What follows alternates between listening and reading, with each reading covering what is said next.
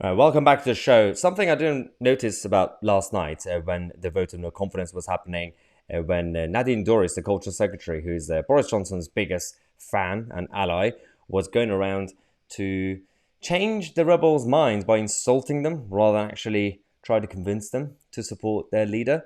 She was also going on TV to explain why it's important to keep Boris in place.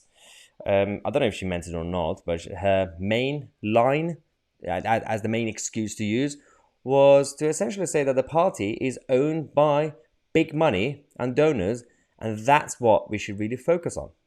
You know, we know just now that the Conservative Party donors have said themselves that they aren't going to support the party if the Prime Minister is removed. I think a number of MPs in marginal seats need to hear that and need to understand what they're doing. £18 million those donors have donated to the Conservative Party over recent times.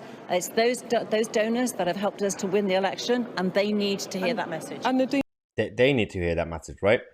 Also, she also implied that it's kind of like blackmail, saying that those Tory MPs in marginal seats, they're going to lose, they might lose the money that comes from the donors. That's almost like blackmail.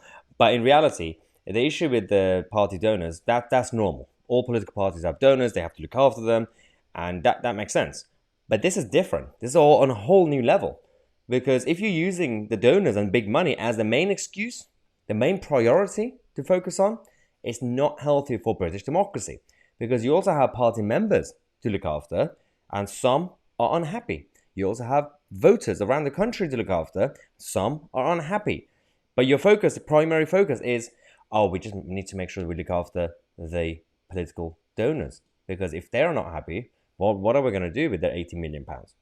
It's not really good. There's a whole issue that we have with political corruption, financial corruption in the American system as well. Do not make the British system like America. Unless the culture works, generally speaking, in America. But here, we already have enough problems with political corruption. That's why I was going to mention this issue that happened last night on BBC with Nadine Dorries. It is important to talk about these sort of things because otherwise no one really focused on the tiny issues that shape the future of this country. Subscribe to the channel. We're going to come back in half an hour. I'm Tousi and we are the media.